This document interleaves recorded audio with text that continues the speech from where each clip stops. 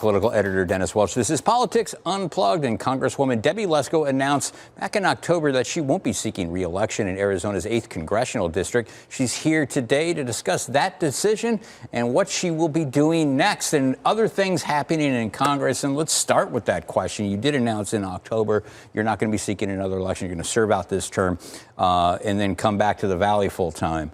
What factored into that decision? And I have to also think that that contentious speaker race and the drama around that had to be a contributing factor to it all. Well, first of all, Dennis, thank you for having me on, and Merry Christmas to you and everyone who's watching. It was truly missing my family. Most people don't realize how much we work in Washington, D.C., so we're usually there 3 weeks out of every month. And then, I'm there alone without my husband, Joe, and I don't see my grandkids, my kids, my 94-year-old mother. And we fly back and forth. It's a 4-hour flight going there, 5 hours flight coming back, and it's brutal. And then when we come back here, we're working all the time, raising money. And so it's a total honor to do this job, and I'm just blessed that I was able to do the job. But for me, it was time. By the time I'm done, because I will be going through next year, it will be 6.5 years. And for me, that was enough time. Yeah, and, I do think, too, I've known quite a few Congress members over the years, and that flight, it can be a grind. It wears a lot on everybody, especially from Arizona. Yeah. The commitment there is a lot different than, say, if you're the congressperson from Maryland, where you just take the train across the river and you're working there. Right. But, I do want to talk a little bit, like when you said in your announcement that you weren't going to seek re-election, you said that, Congress is broken right now. And again, why is that? What do you think is fundamentally wrong and needs to be changed with Congress to get it working again? Well, I guess I was spoiled by being in the state legislature because I was Ways and Means Chairman, Whip, Appropriations Chairman, and we got a lot of stuff done. I mean, we got tax reform done, pension reform done. So I was used to working in a bipartisan fashion to get things done. There, not so much. It's very difficult, many more members. And so I think that the Congress was designed to be that way, but it's really contentious now. Yeah. Very contentious, very difficult to get things done. Now, I remember covering you in the legislature, and correct me if I'm wrong, though, but that was back in the time when the Republican Party really dominated the legislature, and they could just push through whatever they wanted to. It was great. I'm sure for you it was great, but there are a lot of people would say would differ at that, but it would make things the running of the machine down there would be a lot easier like that. But you've got a really polarized country right now, and it's split along those lines. It is. And I do have to ask, this week the House Republicans opened up that impeachment inquiry into Joe Biden. There's been an investigation for a long time. I got to ask, moving forward with that impeachment inquiry, what's the evidence of a high crime or misdemeanor from the president that you want to look into? Where is that evidence? Well, that's why we're doing an impeachment inquiry. I mean, we were trying to get more evidence from the Biden family and from the White House when Joe Biden was the vice president, and they refused to give us the records. In fact, the White House sent the chairman of the committees a letter saying, well, you didn't get a vote from the House, so this isn't legitimate. We're not going to answer to your subpoenas. We're not going to turn over documents.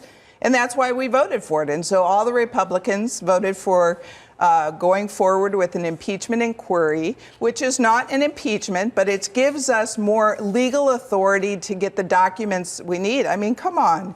Joe Biden and his family, they set up 20 shell companies. They're funneling, $24 million from foreign countries that paid members of the Biden family. And then Devin Archer, under deposition, said, we're peddling the Biden brand, the brand. And, Joe Biden's talking on the phone with Chinese counterparts, went to dinner with Chinese. There is definitely something going on here, and so we need to get to the bottom of it. And Democrats are accusing Republicans of conducting a fishing expedition on this because there hasn't been any real hard evidence of a high crime or misdemeanor at this point. Is this an example of something that could further fuel that dysfunctional Congress that you were talking about? Well, when they went after Trump, I mean, that was totally false. It was on this Russian collusion. They did it. So them saying that they're, so concerned about things, give me a break. they went after Trump on false information. We have real information. There was a bank inspector that was flagging all these Chinese payments that Hunter Biden was taking in. I mean, there is real evidence here, and we need to get more evidence, and then we'll see if it leads to impeachment of the president or not. Okay, and moving forward, there's a long line of candidates, would-be candidates that want to replace you. Yeah. You've already picked you've already endorsed somebody in this. That's Ben Toma, his current House Speaker. He's actually going to be on here in the second segment. I'm going to be talking to him. Why did you endorse? I mean, you didn't waste much time, and almost immediately after announcing your decision, you were endorsing Ben Toma. Why? Ben Toma's a great guy. I mean, he's a great guy. He actually lives in our district. He lives in our district for 28 years. He's also served in our district in the Arizona State Legislature and as Speaker of the House. He's accomplished a lot of things. He got the flat tax through to lower taxes. He got school choice through. He also was the sponsor of the voter ID ballot measure. I mean, this guy is a well-rounded, solid conservative, common sense conservative that wants to get things done. And that's the type of people we need. And that's who I wanted to replace me. Yeah, and President Donald Trump, correct me if I'm wrong, I believe he endorsed you in the last cycle, but in this congressional race, he's not endorsing Ben Toma. He's already taken a side. He is endorsing Abe Hamadeh. People who don't remember, Abe Hamadeh ran unsuccessfully for Attorney General last year. Were you disappointed in Trump's decision to go ahead and weigh in? Yes, I have to talk to him. I'm going to call him and say, what the heck, President Trump? Because I did talk to him, and I said, Ben's the best candidate. And, he chose somebody else, probably because Carrie Lake had his ear, would be my guess. But, Ben's a good guy. All in all, I want a good Republican to replace me. Ben's a solid guy. So many people have told me what the great accomplishments he has, and that's why I endorse him. And for goodness sakes, he lives in our district. Some of these other people don't even live in our district. Well, like Abe Hamadeh doesn't live in the district. We know we know that. Blake Masters was living in Tucson. He said he was going to move to the district. Yeah. But any concerns you see with someone like Abe Hamadeh? Moving forward, you didn't endorse him. You said you called the president to talk to him about that and said, what the heck was going on here? Why wouldn't you endorse Abe Hamadeh?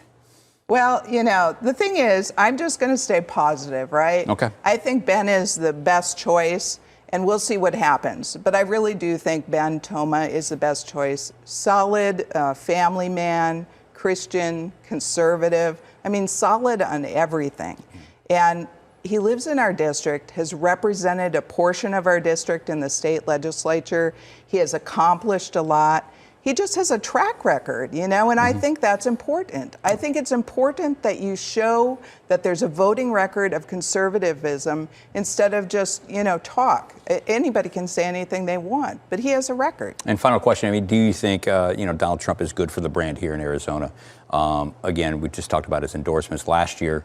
His endorsements didn't work, at least with the statewide candidates. Do you think he's an impediment to the GOP in Arizona? No.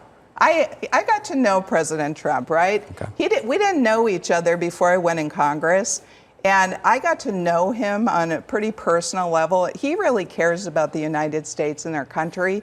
He's rough around the edges, but he really gets things done. He's good for the country, and no, I think that he is good for our country, and he's a good guy. All right, we'll have to end it right there. Thank you very much for stopping by here and taking some time out of your schedule, and good luck with the year ahead. And